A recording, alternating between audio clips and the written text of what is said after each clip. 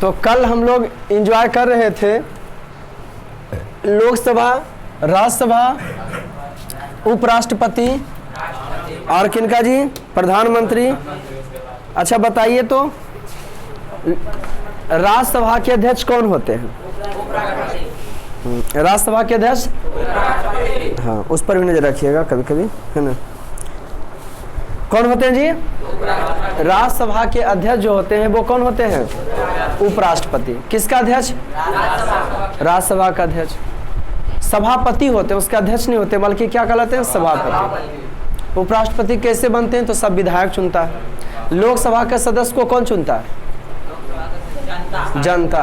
और राज्यसभा के सदस्य को? राज्यसभा के सदस्य को हम 1 घंटा पढ़ाए 5 मिनट में। राज्यसभा के सदस्य को विधायक। राज्यसभा को कौन सदन कहा जाता है? उच्च सदन, क्योंकि यह भंग नहीं होता है। ये इसका कार्यकाल एक आदमी का 6 वर्षों का होता है, लेकिन 1/3 हिस्सा प्रत्येक 2 वर्ष पर की होता रहता है, चेंज। यह कभी भंग नहीं होता। राष्ट्रपति के चुनाव में लोकसभा, राज्यसभा और विधानसभा के सदस्य भाग लेते हैं। कल समझे थे बेहतरीन तरीका से। राष्ट्रपति बनने की उम्र 35 वर्ष, राज्यसभा के सदस्य बनने की उम्र 30 वर्ष, प्रधानमंत्री बनने की उम्र 25 वर्ष।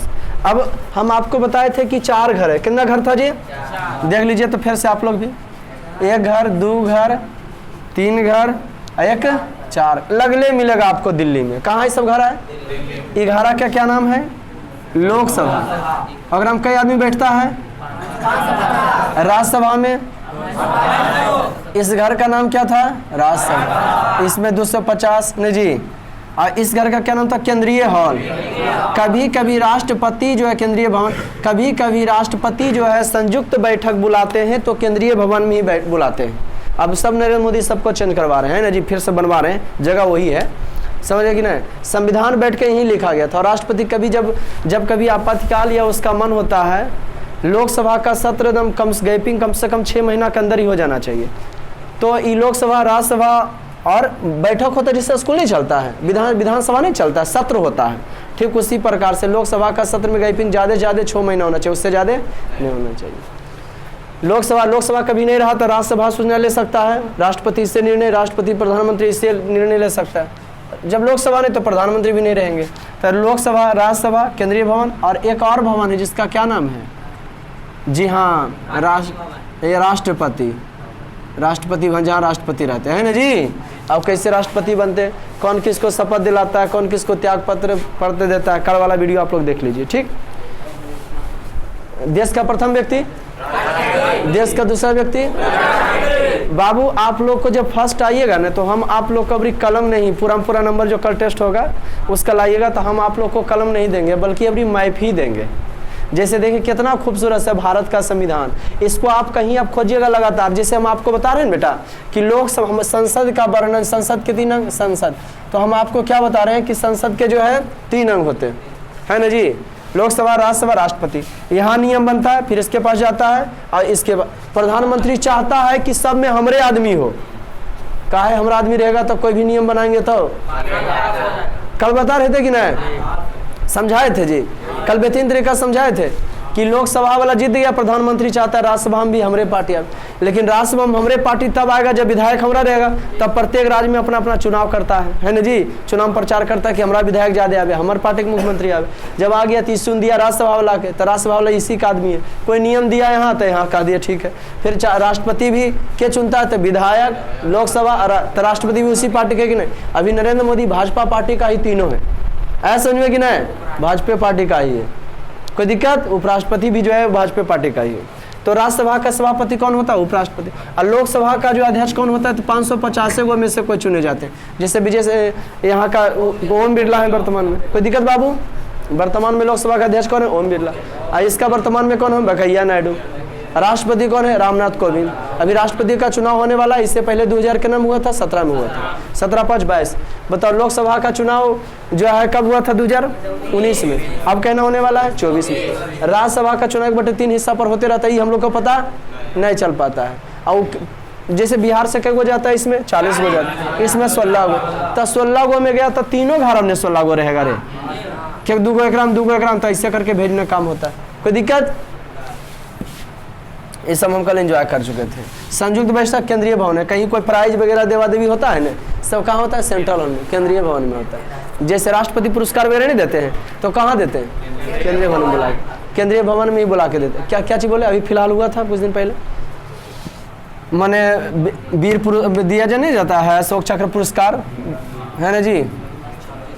भारत का बताओ सबसे सर्वोच्च पुरस्कार कौन है? भारत। और दूसरा पर कौन है? भारत पर जो है भारत रत्न है ना जी। अब दूसरा पर क्या है? पद्म विभूषण। दूसरा पर कौन है जी? पद्म विभूषण। चलिए आज हम लोग एंजॉय करते हैं इकोनॉमिक्स का। इससे पहले हम आपको बता दिए थे राष्ट्रीय आय, राष्ट्रीय आय, प्रति व्यक्ति आय। किस राज्य का प्रति व्यक्ति आय सबसे ज्यादा?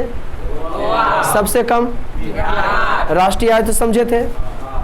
राष्ट्रीय आय की परिभाषा जानते हैं? बता दो छोटू तुम, राष्ट्रीय आय की परिभाषा पिछला तुम बताओ। हाँ राष्ट्रीय आय की परिभाषा बताओ, कलम देंगे, बता दोगे तो जल्दी बोलिए। राष्ट्रीय आय का डिफिनेशन बोलिए। ना बता पाएगा, तुम बोलो रे। राष्ट्रीय आय की परिभाषा तुम लोग ऐसे ही अंदर से सोच लिया है। बाबू जब तुम थक जाओ ने तो आराम कर लो, है ना कि तुम हार मान जाओ। आपके माँ बाप बूढ़े होने वाले हैं, समझ गए ना जी। इतना ध्यान में बैठना चाहिए कि उनके बूढ़े होते ही हमको उनको सुख देना है, हमको कमाना है, कमाना भी हमको। जब तुम थको तो आराम कर लो, ना कि हार मान लेना। बोलो राष्ट्रीय परिभाषा।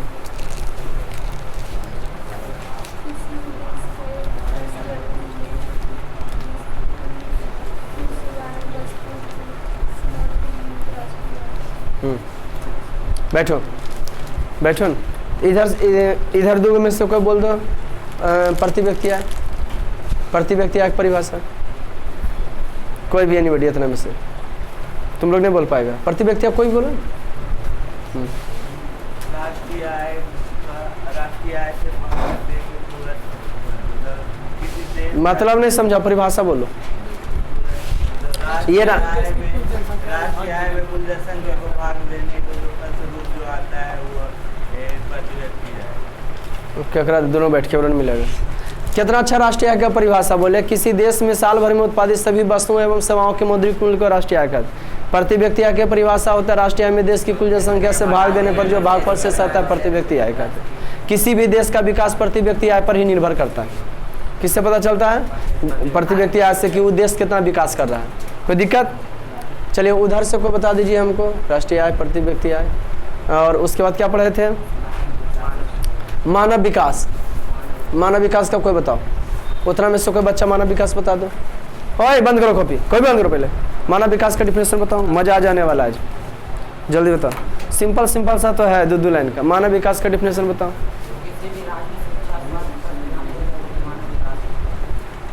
नहीं सटीक हुआ, बोलो उधर से कोई सटीक सटीक बोलो कोई। शिक्षा और स्वास्थ्य पर ध्यान देने,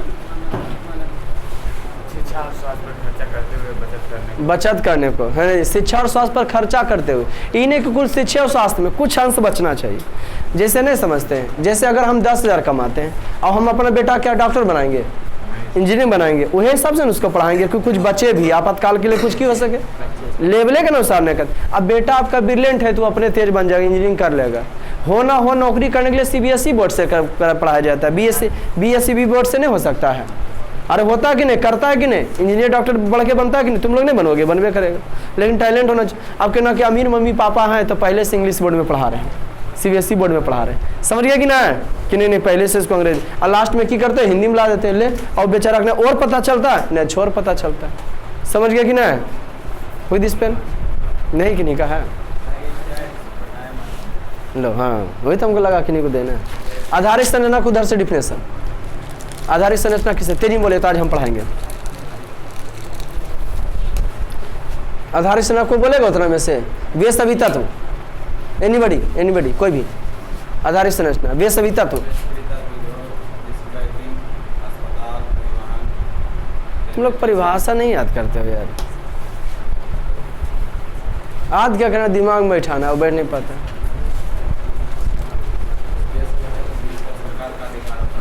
बैठो नहीं जी, सरकार का अधिकार है तो खंजाड़ा के लिए रहता है। बोलो बैठो। वे सभी तत्व हमको परिभाषा सटीक चाहिए था। बेसभी हम समझ रहे तुम समझता, लेकिन परिभाषा बोल नहीं पाते, वो बनाना है, खुद लिखना। बेसविता तो जिसके अंतर्गत टेलीफोन, बिजली, अस्पताल, बैंकिंग, कॉलेज, है ना जी, सड़क, परिवहन इत्यादि आते हैं, उसे क्या कहते हैं? साधारण समय। उसे क्या कहते हैं? कोई दिक्कत? उसको थोड़ा लिखना है अपने से। हम भी लिखाए थे ना स्टार पॉइंट में। अब बताइए आप नहीं लिखे, आप सोचे क्या चीज़ की, तो हमको याद हो गया सर। आज हम लोग मजा लूटते हैं। बिहार के विकास की स्थिति देखिए तो लिखा पाता है। बिहार का विकास किसका स्थिति जी? बिहार। एक एक आदमी के बारे में ऐसी नहीं कहा गया एक बिहारी 100 पर भारी, है ना जी। एक एक आदमी के बारे में बताएंगे जो लगेगा कि अपने आप में है, उतना बड़ा काम किए हैं, उस टाइप का व्यक्ति है। बिहार के विकास की स्थिति, बिहार क्या है लिखा हुआ? बिहार के विकास, बिहार के विकास की स्थिति, किसकी स्थिति बाबू? हाँ, मजा आ जाने वाला है। बिहार के विकास की स्थिति क्या? तो बिहार के इतिहास गूगल पलट के हम देखते हैं तो बिहार का इतिहास काफ़ी गौरवशाली है। क्या है जी? यहाँ देखिए माँ जो होती है ना, देखिए माँ के बारे में जितने भी सब माँ का नाम ही आ जाता है तो है ना, ये माँ के बारे में क्या कहना है ना, 10 mother, one mother take care of 10 children, one mother take care of 10 children but sometimes 10 children can not care of one mother, है ना जी। बाल बच्चे इतने दरिद्र होते हैं कि एक माँ का देख रेख नहीं कर पाते।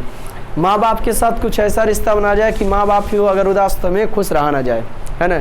बिहार का इतिहास काफ़ी गौरवशाली रहा है। देखें यही वह बिहार है जहाँ गौतम बुद्ध को माँ के बारे में बताते, माँ सब कौम जननी जन्मभूमि स्वर्गदपि गरसी, जन्म देने वाली माँ, पालन करने वाली माँ, जहाँ पलाते हो तुम, जन्नत से भी बढ़ के होता है। नहीं, जन्मभूमि नहीं फेमस आदमी का होता है। डॉक्टर प्रसाद दिल्ली में एकदम राष्ट्रपति बनल थे, लेकिन नाम उनका गांव का था कि जन्म ही से लिए थे। समझिए कि नहीं, शेखपुरा हम लोग का कर्मभूमि कहलाया कि यहाँ काम कर रहे हैं, जहाँ रह रहे हैं वहाँ काम कर रहे हैं, और जहाँ गांव है आपका वो हो गया आपका जन्मभूमि कि वहाँ जन्म लिए पले बड़े हैं। वृंदावन है ना जी, मथुरा, इस सब फेमस भगवान श्री कृष्ण हुए थे इधर। यही पकड़ो इसे, यहाँ पढ़ो बाबू। यही वह बिहार है जहाँ गौतम बुद्ध को ज्ञान की प्राप्ति हुआ था। बिहार में भी गौतम, एक एक आदमी का थोड़ा डिटेल से बताएंगे कि ऐसी खाली उड़ेले चल जाए। गौतम बुद्ध को ज्ञान की प्राप्ति हुआ था। गौतम बुद्ध को पीपल वृक्ष के नीचे, एकदम समझिएगा, कहानी सुनिएगा। गौतम बुद्ध का जन्म नेपाल के लुम्बिनी नामक जगह पर हुआ था। 500 कुछ ईस्वी पूर्व हुआ था। ईस्वी पूर्व मैंने ईसा मसीह से पहले। किनका? 500 कुछ का मतलब 600 के अंदर, 544 हो सके, 545 हो जाए, 43 हो जाए, 543 हो जाए, है ना जी। तो इनका जन्म हुआ था, या 563। महावीर और ये वाला जन्म तिथि आप लोग क्लियर कर लीजिए, लेकिन हाँ 500 ईस्वी पूर्व पहले हुआ था। गौतम माने आज से गौतम बुद्ध जो अभी 2022 है, आज से गौतम बुद्ध जो है 2019 और पीछे चला 500, 2500 वर्ष पहले हुए थे। कैसे वर्ष पहले हुए थे? 2500 वर्ष पहले हुए थे। गौतम बुद्ध को ज्ञान की प्राप्ति जो हुआ था पीपल वृक्ष के नीचे हुआ था। बिहार के कौन सा जिला में? गया जिला में, है ना। वहाँ गया जिला में जो है बोधि वृक्ष है, बोधि वृक्ष के नीचे हुआ था ज्ञान की प्राप्ति, है ना। ज्ञान की प्राप्ति का मतलब कि हम भगवान को प्राप्ति करने के लिए अपना त्याग नहीं करते, बल्कि लोगों को भी शिक्षा हम दे सकते हैं। तो पीपल वृक्ष के नीचे हुआ। अभी वर्तमान आप लोग बोध गया गए हैं? गए, वहाँ पीपल वृक्ष देखे हैं? तो बताइए तो पीपल वृक्ष गौतम बुद्ध के समय का है कि चेंज हो गया? कितना मजगर्ची बता रहे, वही है। एक पेड़ जो है 2500 पुराना रहेगा, 600-700 वर्ष उम्र रहता है। कितना रहता है जी? तो जो पेड़ है ना, अभी जो वर्तमान में जाके देखते हैं तो पेड़ जो है 3 गो खत्म हो चुका है। और समसन पेड़ कई गो खत्म हो गया? 3 गो। तो 2500 वर्ष पहले महात्मा बुद्ध हुए थे, 3 गो तो 7-21, 700-800 वर्ष एक पेड़ रहा था, 3 गो खत्म हो गया, मैंने बुढ़ा के, ठीक। उसके बाद अभी वाला जो है वो कितना पुराना है? तो 200 वर्ष पुराना है। कितना वर्ष पुराना है? ये मैंने चौथी पीढ़ी का, 3 गो खत्म हो, चौथा है। समझ में आया कि नहीं? ये बात समझ में आया? वो जो गाछ है बहुत हम देख लें, वृक्ष देखते हैं, कोम्बा गाछ है, वो चौथा है। कितना पुराना है वो भी? 200। 300-400 वर्ष बाद वो खत्म हो जाएगा। तो हो जाएगा कई गो खत्म? चौथा, है ना जी। कोई दिक्कत? तो ये चौथा पीढ़ी का था, लेकिन वही उग रहा था, इसलिए लोग बैठते वहाँ पे। कोई दिक्कत बाबू? कहानी और आगे बढ़ाते हैं। वो मैंने चौथा पेड़ है, ठीक, चौथी पीढ़ी का। गौतम बुद्ध को ज्ञान की प्राप्ति पीपल वृक्ष के नीचे। गौतम बुद्ध को जन्म हुआ था नेपाल के लुम्बिनी में, लेकिन कर्मभूमि कहाँ है? बिहार है। आप लोग कौशल महाकौशल के राजा प्रसेनजीत के दोस्त थे के गौतम बुद्ध। अंगुलीमाल डाकू है ना हुआ था ना जी। हम तो ठहर गए, तुम कब ठहरोगे? हम तो ठहर गए, हाँ हम तो ठहर गए, तुम कब ठहरोगे? बिहार के विकास की स्थिति, किसके विकास की? गौतम बुद्ध को ज्ञान की प्राप्ति जो हुआ था तो बोधि वृक्ष के नीचे हुआ था। कौन वृक्ष के नीचे? वह पीपल वृक्ष कहा जाता है। ठीक, जान गए, यही हुआ बिहार है। ठीक, अब महावीर के बारे में बताते हैं। किन के बारे में? महावीर और गौतम बुद्ध में स्पेशली एक दिन वीडियो इनका बना देंगे।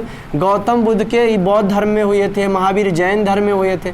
आसमान जमीन का दोनों फर्क है। इनका पापा का नाम सुदोधन था, मम्मी का नाम जो है माया है ना जी, महामाया था। मम्मी का नाम क्या था जी? इनका बचपन का नाम सिद्धार्थ था। महावीर के पापा का नाम जो है, महावीर के पापा का नाम सिद्धार्थ था और मम्मी का नाम त्रिशला था। इनका बचपन का नाम वर्धमान था, इनका बचपन का नाम जो है सिद्धार्थ था, है ना अंतर जी। तो ये जन्म लिए थे कहाँ? बताओ कौन जिला में जन्म लिए थे? ये कुंडग्राम में जन्म लिए थे। कहाँ कुंडग्राम है? बताओ। सोनपुर मेला कौन जिला में लगता है? वैशाली जिला में लगता है। सोनपुर मेला कौन जिला में लगता है? बिहार में कै गो जिला है? 38 गो। बिहार में कौन जिला है जी? तो गौतम बुद्ध को ज्ञान की प्राप्ति जो हुआ था कहाँ हुआ था? बोधि वृक्ष के नीचे। महावीर के बारे में जाने है ना जी।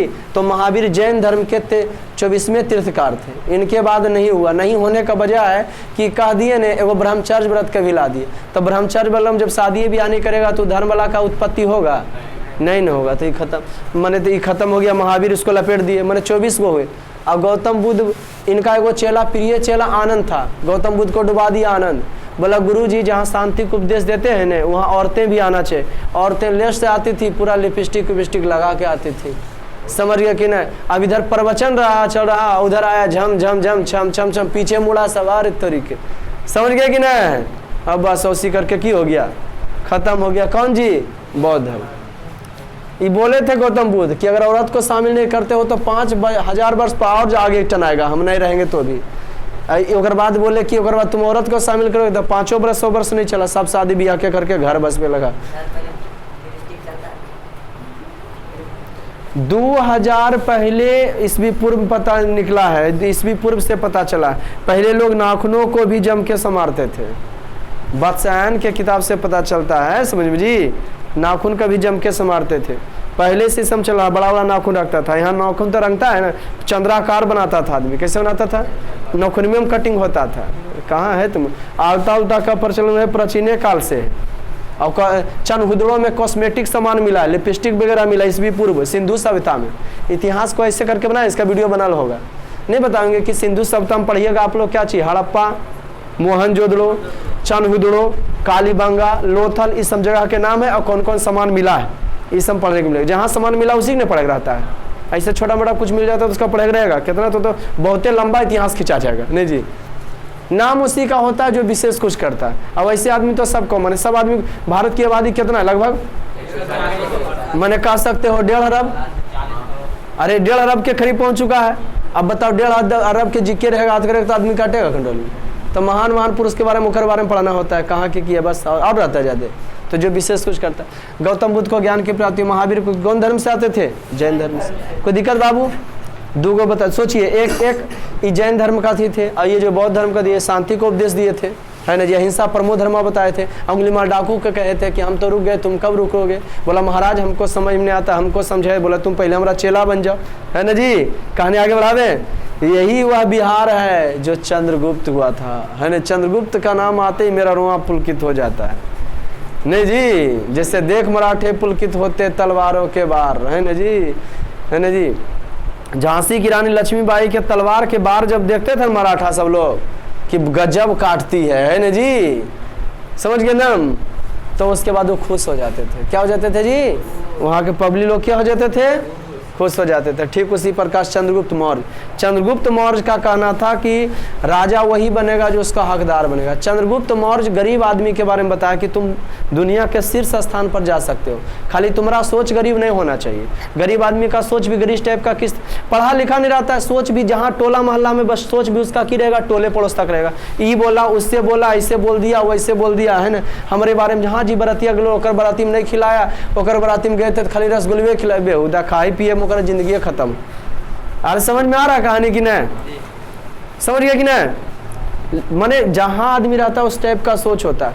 कोई भी आदमी गरीब तब तक गरीब है जब तक उसका सोच गरीब है। जब वो अपने सोच गरीब से ऊपर उठेगा तब वो लाइफ में कुछ कर सकेगा। सोच गरीब का मतलब समझते हो, ये 2 कट्ठा खेत है तो ये खेत पर कोई ना आना चाहिए, ओकरे अगोर के बैठल है, ओकरा चलते वो काम नहीं करेगा, ऐसे उनमें कमाएगा नहीं, उसको छोड़ दे, बेहुदा की ले लो, जगह लूट ले, हम जीरो से कहानी लिखेंगे।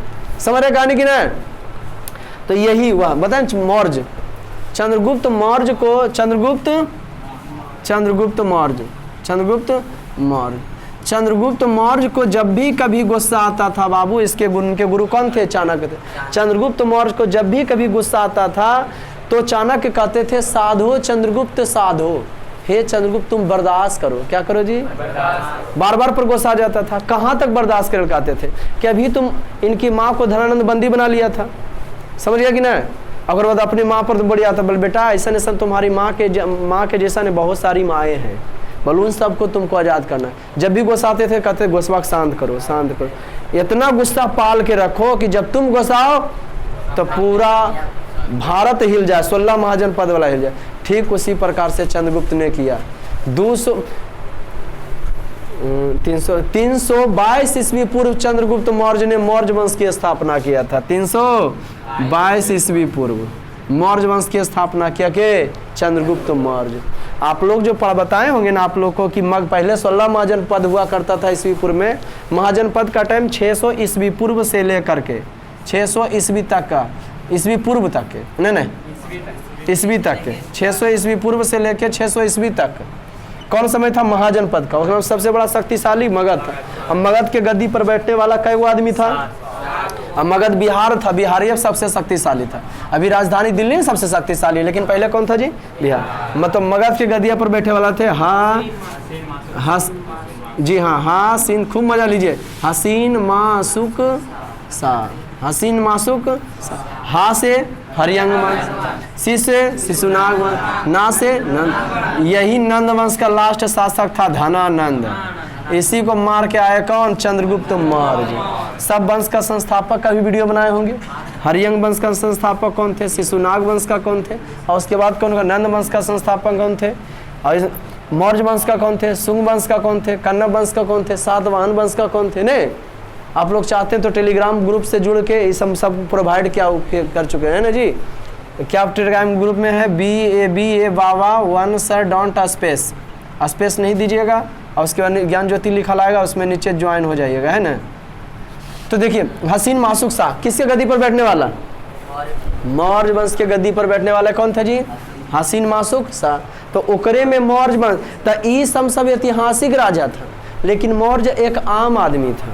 चंद्रगुप्त जो थे एक आम आदमी था, लेकिन चाणक्य जैसे गुरु ने उसको क्या बना दिया? सम्राट बना दिया। कौन? और इतने बोलते थे चाणक्य साधो, चंद्रगुप्त साधो। लाइफ में कुछ बड़ा टारगेट करोगे ना तो जिंदगी में तुमको बर्दाश्त करना ही पड़ेगा। एक सांस लेने के लिए भी एक सांस को करना पड़ता है? छोड़ना पड़ता है। एक सांस लेने के लिए भी एक सांस को क्या करना पड़ता है?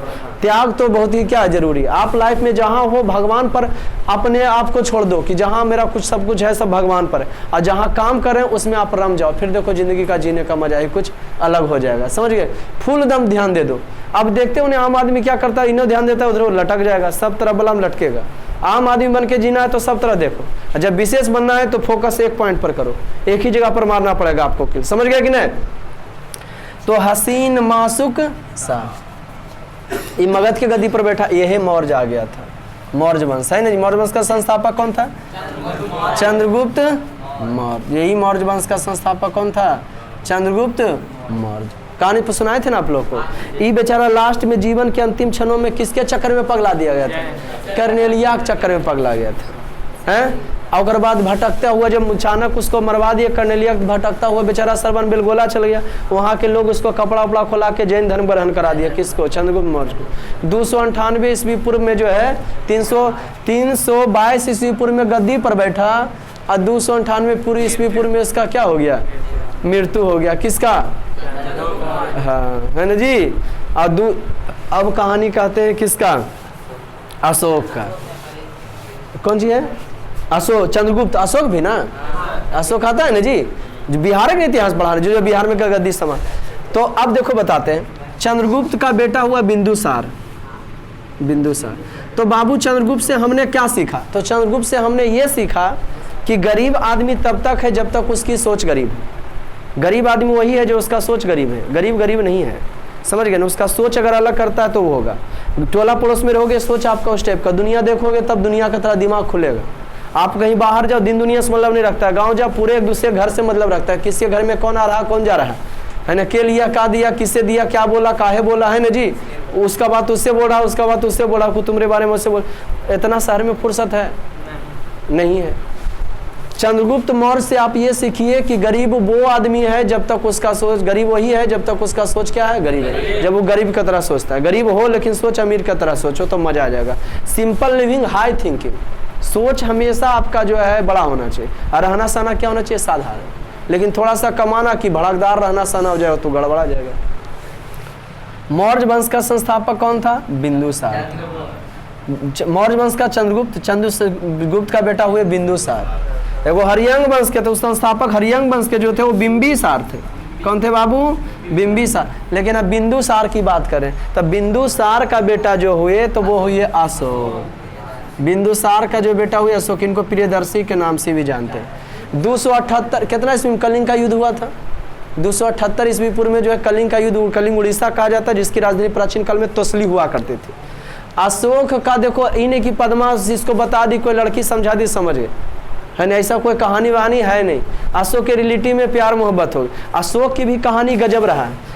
चंद्रगुप्त मौर्य तो बढ़िया राजा था, करने चक्कर में, लेकिन लास्ट में पगला जाता है। इतिहास गवाह है, जब तक औरत ने एंट्री मारी महाभारत रामायण हो भी नहीं किया देश। लेकिन एक चीज़ करो कि औरत ने समाज रूपी गाड़ी, औरत और पुरुष के योगदान से चलता है। औरत की स्थिति फिर भी पिछड़ा, औरत की स्थिति तभी सुधर सकता है जब औरत खुद शिक्षित होगी, हुनरबाज होगी, तभी लोग उसका वैल्यू देंगे, अन्यथा कभी उसको वैल्यू देने वाला नहीं है ना जी।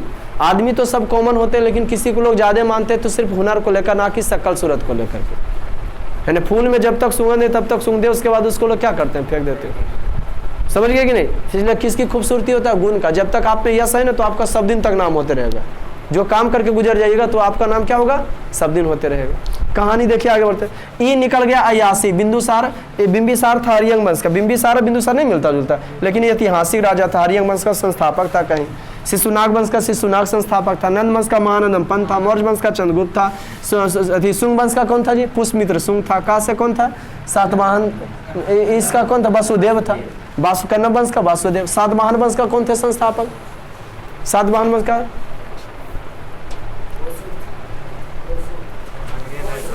कोसूद। क्या बोला? इसका संस्थापक थे क्या थे? वसुदेव। सातवाहन का थे ये वासुदेव। आइए कौन थे जी? सातवाहन वंश का संस्थापक थे सिमुख। सिमुख था। क्या सिमुख था जी? नहीं यार, सातवाहन वंश का संस्थापक पूछ रहे थे। चल छोड़िए, अच्छा देख लीजिएगा वो तो ख्याल से सिमुख, वसुदेव, सब बड़ा खूबसूरत सा नाम है। चंद्रगुप्त मौर्य, बिंदुसार, अशोक। अशोक एक नंबर का, चंद्रगुप्त मौर्य का बिंदुसार बेटा। बिंदुसार एक नंबर का यासी था। इसका टोला पड़ोस में बाल बच्चा भरल था। पटना के टोला पड़ोस में सौरव बाल बच्चा, और सब औरतें के साथ यही बोल के शारीरिक संबंध स्थापित कर देता था कि राजपाट तुम्हारा बेटा को हम देंगे। ऐसा समझ में कि नहीं? अब बेहुदा ही अपन बाल बच्चा कचकचा दिया। टोले मोहल्ला में 4-4, 5-5 गो सगरो था इसका, समझ गए। और जब ये बिंदुसार मरा, बिंदुसार का सरकारी 2 बेटा था, एगो अशोक था, एगो सिमुख था। एगो कौन था जी? अशोक और सिमुख। कौन था जी? अशोक और सुसीन। सुसीन तो राजा नहीं था, वो तो राजा था उधर पाकिस्तान तहसील के पास का। तो सिमुख थोड़ा हल्का सा करेक्ट था, तो गद्दी पर आ गया अशोक। अब सब भैया चिल्लाए लगा, जिसके बाप का नाजायज औलाद था, किसका? बिंदुसार, कि हम गद्दी पर आएंगे, हम गद्दी पर आएंगे। क्या चिल्लाने लगा? हाँ, तो बुलाओ, पटना के अगम कुआं है ना जी, नाम से वहाँ पे बुलाए, आइए सबको, जो सबसे जो हिस्सा की बात करेंगे। और जो हे बाबू अपना 99 गो मैंने चचेरा भाई के काट काट के कहाँ डाल दिया कोई मामला। लेकिन अशोक को प्रतापी राजा के रूप में जाना जाता है, मानते हैं लोग, क्योंकि बहुत सारे धार्मिक भी कार्य कराए थे, पेड़ पौधे लगवाए थे, कुआं खुदवाए थे, समझिए कि नहीं। लेकिन इनका बर्बादी कौन हो जाती है? पद्मा। वहीं कहानी होता है, प्यार मोहब्बत की कहानी चलता है ना जी। और जब प्यार मोहब्बत की कहानी चलता है तो अशोक जो है अपने जीवन के अंतिम धर्म में बौद्ध धर्म को ग्रहण कर लेता है। बुद्धम शरणम गच्छामि, संग शरणम गच्छामि, धर्म शरणम। बुद्ध के शरण में जाते हैं, उनके संग में जाते हैं, उनके धर्म में जाते हैं। के अशोक का जो है थी हो जाता है। शेरशाह सूरी, एक एक नाम के अपने आप में कितना बड़ा है ना जी। 100 एक बिहारी 100 पर भारी, इसीलिए कहा जाता है, इसीलिए कहा जाता है। ना कि यहाँ के कमाने वाले दूसर का राज जाते हैं और कहते हैं एक बिहारी 100 पर भारी। कहानी और कथनी में सब में क्या है? अंतर है ना जी। मने आप तब तक मेहनत कर दो, देखो महान बनने के लिए महान परिश्रम की भी क्या होता है? आवश्यकता होता है। महान सोचिए जरूर, लेकिन उसके अनुसार क्यों है? सपने वो नहीं होते हैं जो सोकर देखें। डॉक्टर APJ अब्दुल कलाम बोले सपने तो वो होते हैं जो सोने देते हैं। महान लक्ष्य देखने के लिए आपको आराम की भी आवश्यकता होता है। जब लक्ष्य देते हैं, काम करें तो थक जाते हैं, आराम कीजिए, ना कि लक्ष्य से पीछे हटिए। मुंह मत मोड़िएगा कभी। कोई दिक्कत बाबू? बेटा इसको अब आ जाता है कौन बाबू? शेरशाह। देखिए एक एक बिहारी 100 पर भारी है कि नहीं, डिटेल से बता रहे हैं। वो अच्छा है कि मैंने इसी बोल के खले निकल जाए। शेरशाह सूरी की कहानी, इसका बचपन का नाम फरीद था। इसका बचपन का नाम क्या था? ये सब अफगानी शासक था। शेरशाह का मकबरा आप जानते होंगे, बिहार के सासाराम में। ग्रैंड ट्रंक रोड का निर्माण शेरशाह सूरी ही ने कराया था। कौन रोड का निर्माण? ग्रैंड ट्रंक रोड का। सबसे लंबा सड़क था, हाँ जी हाँ, अमृतसर से लेकर कहाँ तक? कलकत्ता तक का। अमृतसर से लेकर के हाँ, क्या बनाया था जी? ग्रैंड ट्रंक, शेरशाह सूरी बनाया था ग्रैंड ट्रंक रोड। अब देखिए इसका, तो दिल्ली सल्तनत की बात करते हैं। कौन सल्तनत की?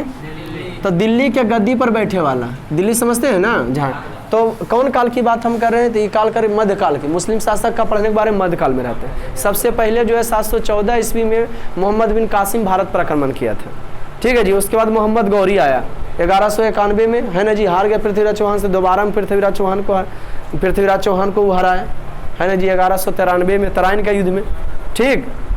और उसके बाद तो बता रहे हैं, जब वो हराया ना, मोहम्मद गौरी हराया, तब जाके जो है गुलाम बंसा। देखिए गु खी तू सैल, और बाद आता है गु खी तू सैल बा। हे बाबू, इससे हो जाता है गुलाम, से हो जाता है गुलाम वंश। गु से हो गया गुलाम, इसम खिलजी वंश, खिलजी वंश। इससे हो जाता है तुगलक वंश। सा से हो जाता है सैयद वंश। ला से हो जाता है लोधी वंश। एकक वंश में थे। बा से हो जाता है बाबर। गु खी तू सैल माँ, मुगल वंश। कौन वंश जी? गुलाम वंश का संस्थापक कौन था? कुतुबुद्दीन ऐबक। कुतुबुद्दीन ऐबक था, कुतुबुद्दीन ऐबक। खिलजी का वंश का संस्थापक जलाल उद्दीन खिलजी था। जलाल उद्दीन फिरोज खिलजी था, ऐसे लिख देता, कोई दिक्कत? और तुगलक वंश का संस्थापक कौन था? गयासुद्दीन तुगलक था। कौन था जी? गयासुद्दीन तुगलक। सैयद वंश का संस्थापक गयासुद्दीन तुगलक। सैयद वंश का संस्थापक खिज्र खां था। लोधी वंश का संस्थापक इब्राहिम लोधी था। कौन था जी? नहीं, लोधी वंश का संस्थापक इब्राहिम लोधी था। लोधी क्या नाम से? लोधी बोलो, बड़ा इतिहास से। गया क्या? लोधी वंश। आज बोलो लोधी वंश का राजा का नाम बता दो चार को। लोधी वंश का इब्राहिम लोधी तो लास्ट वाला था जी, बाबर लड़ा था ना उससे। लोधी वंश का कौन था? बहलोल लोधी। लोधी वंश का संस्थापक कौन था जी? बहलोल लोधी। कौन था जी? बहलोल लोधी। बहलोल लोधी या कुछ बहलोल ही लोधी हो गया। लोधी वंश का संस्थापक। और यहाँ पे किया गया जी मुगल वंश। मुगल वंश का संस्थापक बाबर, उसका बहलोल लोधी होगा यार, कंफ्यूज हुआ है थोड़ा सा। तो ये सब संस्थापक था। संस्थापक का नाम याद रखा जाता है, मेन वाला का नाम याद रखा जाता है। कोई दिक्कत बाबू? मुगल वंश आ गया। कौन वंश आया? हम कहानी बता रहे हैं शेरशाह। लास्ट में मुगल वंश का नाम बाबर था, तो हम वो कहानी बता रहे हैं। तो अब देखिए यहाँ पे बाबर जब दिल्ली के गद्दी, मुगल वंश जब आया, मुगल वंश देखिए कहानी। तो मुगल वंश में मुगल एक खानदान में देखिए कितना राजा होता है। तब मुगल वंश का संस्थापक कौन था बाबू? बाबर। बाबर बेटा हुमायूं। हुमायूं के बेटा अकबर। अकबर का सब बड़का बड़का बेटा बता रहे जगद्दी पर बैठा। इसे तो पूरे ढेरों सा पत्नी रानियाँ रहती थी, ढेरों सा बाल बच्चा रहता था। बाबर, हुमायूं, अकबर, जहांगीर। और उसके बाद बाबू जहांगीर के बाद शाहजहां। जहांगीर के बाद कौन हुआ? और फिर शाहजहां के बाद अंग्रेज ने औरंगजेब। अगर बहादुर शाह जफर, और उसके बाद माने बहादुर शाह जफर। अरे इसके बीच में बहुत सारा राजा फिर हुआ, आया और गया। एगो कौन वंश में? अलाउद्दीन खिलजी के नाम से, खिलजी वंश में हुआ था। उसका एक ही चीज़ कहना था अलाउद्दीन, एक से एक राजा हुआ। औरंगजेब बहुत ही जो है हिंदू को कहता था, हिंदू को अंग्रेज कहता था गैर मुस्लिम। बेउदाया खुद अफगानिस्तान से, और यहीं आके सबको की कहता था? काफिर कहता था। और गैर मुस्लिम कहता था, की कहता था जी? कि गैर मुस्लिम हो तुम, है ना जी, मुस्लिम नहीं हो तुम, है ना जी। कि मैंने हमरे घर में आके दूसरा कोई कह रहा कि तुम हमरे घर का नहीं हो। इतना महान राजा था, समझ। तो क्या बोले? अलाउद्दीन खिलजी का कहना था कि दुनिया का जितना भी नायाब चीज़ है उसमें सबसे पहला मेरा हक है। तो उससे पूछा गया कौन कहता है? वो अलाउद्दीन खुद कहता है। अलाउद्दीन खुद कहता है। अलाउद्दीन खिलजी का कहना था, हम इतिहास के उस पेज को फाड़ के इतिहास के पेजवा को फाड़ रहा था। मलिक कफूर उससे पूछा, उसका सेनापति था, है ना जी। पूछा क्या करें महाराज? तो बोल हम उस इतिहास के पन्ने को फाड़ के फेंक देना चाहते हैं जिसमें हमारा नाम ना हो। एक से एक राजा होता है, इसका एक थॉट हुआ तबे ने। और छोटा आदमी रहोगे तुम, अपना थॉट पालन करेगा, कुछ काच के बराबर कर देगा तुमको, समझ गए कि नहीं? तो बहादुर शाह जफर मुगल वंश का, बाबर, हुमायूं, अकबर, ये सब था। तो इसी बीच में आ गया कौन? बाबर के बाद हुमायूं, हुमायूं के बाद घुसा शेर शाह सूरी। ये दुश्मन को, सूर वंश के संस्थापक था। शेर शाह का मकबरा आपको कहाँ मिलेगा? सासाराम में, बिहार में ही है। तो ये सूर वंश का संस्थापक था, है ना जी। हुमायूं के ही हरा दिया, लेकिन वो समझ लिया कि हुमायूं मर हेरा गया और दहा गया, समझ गए नहीं। लेकिन ये चोटा फिर से आगे जो गद्दी भोगा हुआ है, फिर से आया और शेर शाह को हराया। अगर सोच लो बेटा कि अगर शेर शाह सूरी हुमायूं का अगर मार देता तो इतना मुगल वंश हम लोग को पढ़े के इतिहास थोड़ा कम हो जाता। एवं गोसारा था अंग्रेजी में पढ़ने, छोटा अंग्रेज आता नहीं, आधुनिक भारत पढ़ने का होता है ना जी। 1857 से 1947 तक के जो घटना बीच में घटा, उसको आधुनिक भारत कहा जाता है। और उसके 1947 के बाद जो घटना घटता उसको समकालीन। इसमें कौन घटना घट रहा? कौन नेता कितना लूटा? कोई दिक्कत बाबू? तो देखो शेर शाह सूरी यही था, मुगल वंश के दिल्ली सल्तनत पर जाके हिला दिया उत्तर भारत, समझिए कि नहीं। दक्षिण भारत के प्रति अलग शासक चल रहे थे। बिहार की बात करें, गुरु गोविंद सिंह के बारे में तो बताए होंगे। सिख धर्म के 10वें गुरु कौन थे? गुरु गोविंद सिंह थे, है ना। खालसा पंथ की स्थापना किए थे। बाबू वीर कुंवर सिंह 1857 में भारत में प्रथम स्वतंत्रता संग्राम हुआ था 1857 ईस्वी में। तो उसमें की लिए थे? भाग लिए थे। कौन लिए थे बाबू? वीर कुंवर सिंह 1857 में बिहार के जो है जगदीशपुर से जमींदार थे, जगदीशपुर से जो 1857। लेकिन झांसी की रानी लक्ष्मीबाई झांसी ग्वालियर से ली थी, है ना। अपना जमीन की रक्षा के लिए हम अपना अधिक किला को बचाएंगे, जमीन की रक्षा करेंगे। मंगल पांडे 1857 में भारतवर्ष में 10 जगह लड़ा हुआ था, 10 जगह से लड़े थे, है ना जी। तो 10 जगह से जो लड़े थे तो सबका उद्देश्य स्वार्थ की भावना था, ना कि मैंने अपन थी कर। लेकिन सबका लड़ाइया किससे था? अंग्रेजों से था। इसलिए भारत का प्रथम स्वतंत्रता संग्राम कहा गया। 1857 अंग्रेजों के साथ जो लड़ा गया, तो कितना ईस्वी में लड़ा गया था? 1857। भारत का प्रथम स्वतंत्रता संग्राम कब हुआ जी? 1857। अंग्रेजों के विरुद्ध पहला लड़ाई जो लड़ा गया था 1857। तो उसमें 1857 में जय वीर कुंवर सिंह नारायण बाबू वीर कुंवर सिंह भाग लिए थे। डॉक्टर देश रत्न डॉक्टर राजेंद्र प्रसाद, जीरादेई में इनका गांव जन्म हुआ। कहाँ कौन जिला के? सारण की छपरा, सारण जिला में, है ना जी। सारण छपरा जिला में इनका जो है की हुआ था, जन्म हुआ था डॉक्टर राजेंद्र प्रसाद को। इनको जो भारत रत्न भी प्राप्त हो चुका है। भारत के प्रथम राष्ट्रपति बिहारी थे, डॉक्टर राजेंद्र प्रसाद थे। बिहारी का प्राउडिंग करा रहा है कि बिहारी में देखिए कितना पावर। माँ सब कॉमन होती है, लेकिन बाल बच्चा उसका विशेष गुण के कारण माँ बाप का नाम कभी की कर देता, रोशन कर देता, ऊंचा कर देता। फिर देखिए डॉक्टर देशनंद, अब बिहार में महात्मा गांधी चंपारण आंदोलन का बिगुल फूका था। के बाबू? हाँ, आंदोलन का बिगुल फूका था, चंपारण आंदोलन। के फूके थे? जी हाँ, महात्मा गांधी बिहार में ही चंपारण आंदोलन का क्या फूके थे? बिगुल फूके थे। महात्मा गांधी अपना पहला सत्याग्रह जो चलाए हैं, अगर नाम आएगा महात्मा गांधी का पहला सत्याग्रह तो दक्षिण अफ्रीका। महात्मा गांधी का पहला सत्याग्रह दक्षिण अफ्रीका। अगर बात करते महात्मा गांधी भारत में पहला सत्याग्रह कहाँ से चलाए थे जी? चंपारण आंदोलन। पहला सत्याग्रह चंपारण आंदोलन, किसान विद्रोह था ना जी। नील की खेती करवाता था, 20 कट्ठा में 3 कट्ठा पर तुम जो है ना जी, 20 कट्ठा में 3 कट्ठा पर क्या कराता था? नील की खेती करवाता था। 3 कट्ठिया, और नील की खेती करने से उर्वरा की शक्ति की हो जाता था, खत्म हो जाता था, है ना जी। मैंने 20/3 अपने लेता, 3 हिस्सा पर तुम नील की खेती करो, समझ गए ना। स्थिति खराब के लिए था वो। चंपारण आंदोलन का बिगुल किसने फूका था? भारत में पहला सत्याग्रह तो चंपारण आंदोलन, ठीक। अब बिहार में था वो।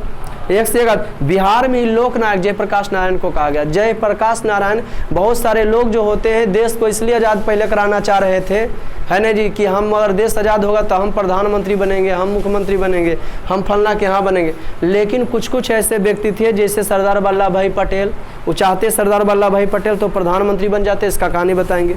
महात्मा गांधी, जयप्रकाश नारायण उसमें बिहारी हैं। जयप्रकाश नारायण भी चाहते तो कोई मंत्री बन जाते, समझ गए। भगत सिंह तो पहले चल गए। भगत सिंह का भी निस्वार्थ भावना था, चाहते भगत सिंह तो फांसी से बच भी चाह जाते, लेकिन जान के वो है कि लोग हमसे सीखे, है ना जी। अब बल्कि हम नहीं कहानी सुनते, भगत सिंह रोए नहीं, डरे नहीं, है ना जी, इनकलाब जिंदाबाद का नारा लगाते रहे, फांसी कुछ में जोश बढ़ता है कि नहीं। आप लोग को सुनाए होंगे ना कि क्या सुनाएंगे?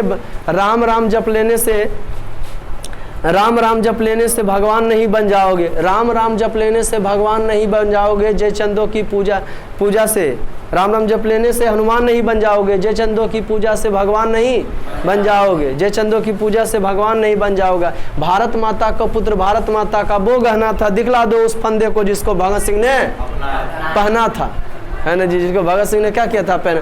काहे कि देख के हमको उत्साह आ जाए। वीर रस में क्या था? उत्साह आता है। वीर रस में क्या था जी? उत्साह, जोश आता है पढ़ के, नहीं जी। तो बताओ, मैंने लोगों के लिए प्रेरणा के लिए, बनने के लिए कि भाई हम मरना तो, कि मंगल पांडे जो है प्रथम 1857 में प्रथम स्वतंत्रता संग्राम, मंगल पांडे सबसे पहले सैनिक विद्रोह किए थे। उनका मुख्य उद्देश्य क्या था? सोए हुए जनता को जगाना था। उनका कहना था किसी न किसी व्यक्ति को तो सबसे पहले की होगा? मरना होगा, तब ना देश आजाद होगा। तो जयप्रकाश नारायण निस्वार्थ भावना से, जवाहरलाल नेहरू चाहे कि आप कोई पोस्ट लीजिएगा, जयप्रकाश बोले हम कोई पोस्ट नहीं लेंगे, खाली जनता को सुख चैन से रहना चाहिए, क्या रहना चाहिए। लेकिन बात करें 1974 तक, मैंने कांग्रेस पार्टी का ही सरकार था। 1974 तक देश में बेरोजगारी पहुंच गया चरम सीमा पर, छात्र आंदोलन था, और छात्र इनको अगुवाई में जयप्रकाश नारायण को पटना के गांधी मैदान में बुलाया। जयप्रकाश नारायण को किनको बुलाया जी? पटना के गांधी मैदान। किनको बुलाया गया? हाँ, कहानी सुनिए जयप्रकाश नारायण का थोड़ा सा। तो पटना के गांधी मैदान में जो है क्या किया गया? बुलाया गया। किनको? जयप्रकाश नारायण को। तो पटना के निस्वार्थ भावना, इंदिरा गांधी पहले जाके बोले कि स्थिति को सुधार लो, तुम भतीजी लगते हो, आपके पापा हमको भाई लगते हो। 1974 की बात बताए। इंदिरा गांधी सोची बिहारी बुढ़ा क्या करेगा जयप्रकाश नारायण को, लेकिन लोक नायक थे, पब्लिक इनको पहले ही चाह रहा था कि निस्वार्थ भावना। भारत छोड़ो आंदोलन में बेचारा 1942 में जो हुआ था, जेल भी गए थे जयप्रकाश नारायण, कि निस्वार्थ भावना से क्या कर रहे हैं? काम कर रहे हैं। निस्वार्थ भावना से क्या कर रहे हैं? काम। इंदिरा गांधी सोची बिहारी है, हम प्रधानमंत्री हैं, बोले नहीं मानेंगे। बताए उनके तुम भतीजी लगती हो, तुम्हारे पापा हमको भैया लगते थे, तुम सुधार लो, इसकी बेरोजगारी पर कंट्रोल करो, अभी तक तुम्हारे शासन सुधार नहीं कुछ हो रहा। बोली कुछ नहीं होगा। ये जानते हैं पटना के ये जवान जो है, पटना के गांधी मैदान में सब पब्लिक को बुलाए, बोले आइए दोस्तों, है ना, यह लड़ाई अहिंसक रहेगा। लेकिन कांग्रेस पार्टी लड़ाई करा दिया था उस समय, समझ गए ना। जयप्रकाश नारायण को लाठी भी खाना पड़ा था। जयप्रकाश नारायण बोले कि आप लोग, जनता लोग को हमारे बात पर ताली नहीं मारना होगा, जैसे देश की आज़ादी कराने में आप लोग लाठी गोली खाए ना, ठीक इसी प्रकार से एक बार इस दल के विरुद्ध में लड़ना होगा, तब आपको मिलेगा। अब ये लड़ाई अब यहीं का नहीं रहेगा, अब दिल्ली के रामलीला मैदान में चल के हम लोग को नटलीला दिखाना है। और वहाँ पहुँच गया सब पब्लिक बाहर, और वही आंदोलन में इहो पहुँच गया था बेहुदा कि हमको अथी दीजिए, फंड दीजिए। दशरथ मांझी, मांझियों पहुंच गया था, समझ गए ना जी। 1966 के मारा मूवी था बेचारा, और इनके आंदोलन में भी पहुंच गया। चलो चलो हम भी चलते हैं, चल फकीरा चल, गाना सुने होंगे आप लोग, है ना जी। और वहाँ जाए, इंदिरा गांधी डर गई। 1975 में आपातकाल ले ली, लेकिन फिर भी अपना सरकार को बचा नहीं सकी। 1977 में उसका सरकार अथी हो गया, और छोटा छोटा दल मिलकर क्या बना लिया? प्रधानमंत्री। मोरारजी देसाई प्रथम गैर कांग्रेसी नेता बने थे, कि ना यही बिहारी में दम है। लोक गीतकार भिखारी ठाकुर, ऐसा पहुना ना देखनी रे सजनी, कहाँ के हैं? बिहार के ही है ना जी, यही जन्म हुआ था। बिहार के पिछड़ेपन के कारण, अब बिहार के पिछड़ेपन के बहुत सारा कारण है। तेजी से आप लोग पढ़ लीजिएगा इसको, जे है कारण उसको रोक दीजिएगा तो निराकरण हो जाएगा। तेजी से बढ़ती हुई जनसंख्या, हम दो हमारे दो, तो नहीं, यहाँ है कि हम दो हमारे होने दो। आधारिक संरचना का अभाव है, सड़क है तो गड्ढा गुड्ढी, अस्पताल है तो डॉक्टर गायब है, डॉक्टर है तो दवाई गायब है, समझ गए कि नहीं। एम्बुलेंस है तो ड्राइवर नहीं, ड्राइवर है तो एम्बुलेंस में तेले नहीं है। हाँ, कृषि पर निर्भरता, आजाद अधिक जो है कृषि पर निर्भर है, तो उत्तरी बिहार बाढ़ से प्रभावित है तो दक्षिणी बिहार सुखाड़ से, रोपला के बाद बाढ़ आ जाता है। ये सब कहानी है। और क्या है, औद्योगिकरण का पिछड़ापन, यहाँ खूब कंपनी है बिहार में, क्या है हाँ लेकिन बिहार विकास कर, आप प्रयास कर रहा नीतीश कुमार कह रहे हैं कि उतना दिन से बिहार विकास कर। हमारे घर वाले आदमी दो सरकारी जगह जाके काम करें, हम कहें बाबू हम विकास करें, बिहारी कुल भाग भाग के कहाँ जा रहा है, दिल्ली गुजरात जा रहा है। उनका राज, अच्छा कोई बुढ़वा का आदमी है कि आपको 15,000 देगा, इससे मतलब आपको 15-20,000 का काम ले रहा है। अब वो नौका चमका रहा है भी, ये बिहारी, लेकिन बिहार विकास करा, कर दो है ना, कर रहा है। वो गाँव में जाके मीडिया वाला पूछा, समझ गए कि क्या आपके गांव का विकास हुआ है, तो बोल के है विकास, क्या कर बेटा, वो अभी तक नहीं लो है। हाँ ले विकास पूछता है ना जी। औद्योगिक पिछड़ापन का अभाव है ना जी, लेकिन बिहार में औद्योगिक विकास को दिखता नहीं। यहाँ सभी खनिजों में कोई है जी नहीं, गरीबी है, और गरीबी तो चरम सीमा पर है। खराब विधि व्यवस्था, यहाँ की विधि व्यवस्था कैसा है, खराब है। जातीय आवासीय ऑनलाइन करवाई फलना, 700-800 रुपया लग जाएगा आपको मंगनी में, समझ गया कि नहीं। और कुशल प्रशासन का अभाव है, बिना घुसखोरी के काम ही नहीं चलता। तुमको कोई मारा जाके केस किया, पहले जाके दरोगा पैसा दे दिया, 50,000 रुपये ले लो, हाँ खत्म। अब बिहार का स्कूल भी वही टाइप के, सर हैं तो विद्यार्थी गायब है, विद्यार्थी हैं तो सरे गायब। अब बिहार के पिछड़ेपन को दूर करना, जानते हो डॉक्टर APJ अब्दुल कलाम ने बोले थे कि भारत का विकास चाहते हो, डॉक्टर APJ अब्दुल कलाम नहीं है, एक दुगी आदमी नहीं थे। 1998 में जवान मिसाइल परीक्षण किए थे, भारत परमाणु संपन्न बनाया था। अभी फिलहाल 11 मई को परमाणु संपन्न भारत दिवस मनाया गया है ना जी, समझ गए कि नहीं। तो 1998 मई से 24 वर्ष पहले जो है परमाणु परीक्षण हुआ था, समझ गए ना। और डॉक्टर APJ अब्दुल कलाम बोले थे कि अगर भारत का विकास चाहते हो उतना बड़ा कर, तो छोटा सा का विकास करना होगा। अगर ये छोटा विकास नहीं करेगा, अगर कहीं कोई विदेशी भारत आता, बिहार का इतना गौरव है कि कोई विदेशी अगर भारत आया, बिहार नहीं आया, तो समझो कहीं नहीं घूमने के लिए आया, समझ गए, इतना भारत का गौरव है। और लोग अपना देश जाएगा, कहेगा हम बिहार नहीं घूरे, कहेगा कुछ नहीं घूरे। बिहार तो है महात्मा बुद्ध के शांति का है, जैन धर्म का है नहीं जी, गुरु गोविंद सिंह का जो है जन्म स्थल है, समझ गए कि नहीं। शेरशाह सूरी का मकबरा वहीं तो है, वीर कुंवर सिंह प्रथम से महात्मा गांधी पहला चंपारण किए थे ना जी, वहाँ जाकर देख सकते हो, स्थल बना हुआ है, यही बिहार का गौरव। बोले बिहार के विकास के बिना भारत का विकास संभव नहीं है। अगर विकास करना चाहते हो जनसंख्या पर नियंत्रण करो, हम दो हमारे होने दो नहीं है ना, जो ज्यादा जनसंख्या बढ़े तो हम एक के रहेंगे, हमारा एक ही बाल बच्चा रहेगा, फिर रहेगा हम 2 हैं तो हम अकेले रहेंगे, लेकिन जनसंख्या कम करो, हम तो गलती शादी कर लिए। कृषि पर निर्भरता, तेजी से विकास, बाढ़ पर नियंत्रण, सबको बढ़ाया जाए, पढ़ लीजिएगा ना। तो आज का क्लास इतना ही, मिलते हैं फिर नेक्स्ट वीडियो में, तब तक के लिए जय हिंद। जब आपको अगर वीडियो पसंद आता है तो सब्सक्राइब, लाइक और शेयर करना ना भूलें। तब तक के लिए जय हिंद।